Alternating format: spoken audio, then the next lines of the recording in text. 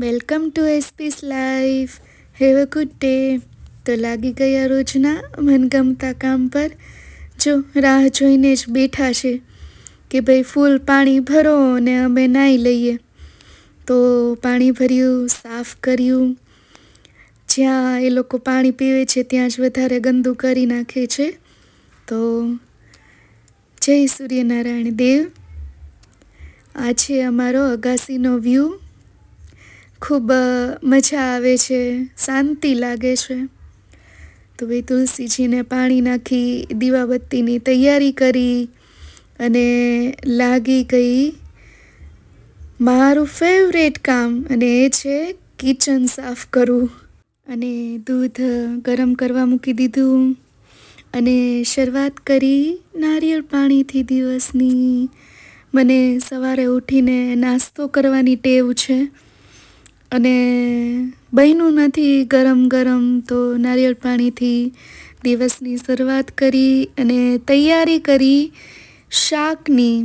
અને આજે બનાવ્યું છે મેં મેથી પનીરનું શાક. તો આજે હું તમને આખી રેસીપી જણાવીશ.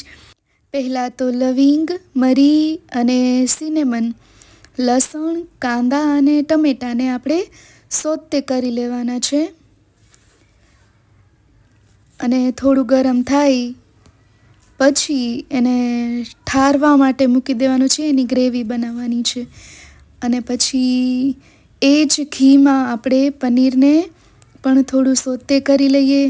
ભાઈ વધારે એને બ્રાઉન નથી થવા દેવાનું, તો એ જ્યુસી નહીં થાય. અને મને જ્યુસી પનીર વધારે પસંદ છે. તો ભાઈ પનીરને પણ આપણે સોતે કરી લીધું છે.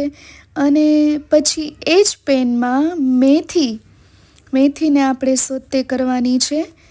અને આ સ્ટેજ પર ભાઈ ધ્યાન રાખવું પડે છે કે ભાઈ મેથી જે છે એ સારી રીતે સોતે થઈ જાય અને એની જે કડવાશ છે એ નીકળી જાય. નહીં તો થોડી કડવાશ લાગે છે.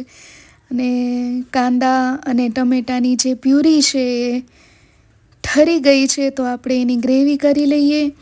અને એ જ ગ્રેવીને આપણે નાખીએ પેનમાં, જેમાં મેથી આપણે પહેલેથી જ શેકાઈ રહી છે. પછી મસાલા નાખી દઈએ, જે આપણા રોજના મસાલા હોય. હળદર છે, ચટણી છે, ધાણા જીરું છે, અને મેં નાખ્યો છે સબ્જી મસાલો. તો બધું જ સારી રીતે મિક્સ કરી લઈએ. અને થોડું પાણી નાખી અને વધારે એને થોડીવાર પાકવા દઈએ.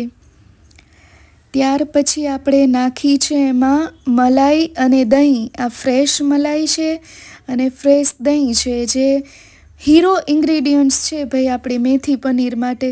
અને મને આ માઇલ્ડ ટેક્સચરવાળું મેથી પનીર વધારે ભાવે છે.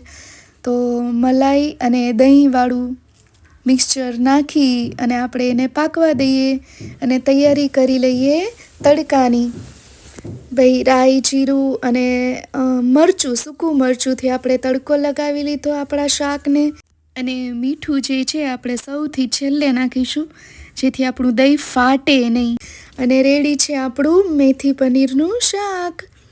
સિમ્પલ જ છે. અને ભાઈ તૈયારી કરી લીધી નાસ્તાની. નાસ્તામાં ભાઈ અમે એ જ જે બનાવ્યું હોય છે સવારે એ જ ખાઈએ છીએ.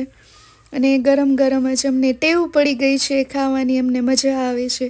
અને આ છે તાજી કેરીનું તાજું અથાણું, જે એસકે મસાલામાંથી બને છે ને એ છે. અને અમને એ વધારે ભાવે છે, મજા આવે છે. તો થઈ ગઈ ભાઈ ટિફિનની તૈયારી. અને આ મેં બનાવી છે મસાલા છાશ, જેમાં ફુદીનો, ધાણા, જલજીરા અને શેકેલા જીરાનો પાવડર આટલું નાખી અને મેં મસાલા છાશ રેડી કરી છે, જે ભરી દઉં છું હસબન્ડને ટિફિનમાં. બરફ પણ નાખ્યો છે, જેથી બપોર સુધી જે છાશ છે એ ઠંડી રહે. તો આજના મારા ટિફિનમાં છે રોટલી, મેથી પનીરનું શાક, તાજી કેરી અને મસાલા છાશ. તો ભાઈ રેડી છે આપણું ટિફિન. અને પેક કરી દઈએ પતિદેવ માટે. અને જો મારા વ્લોગ ગમતા હોય તો like, share and subscribe. Bye.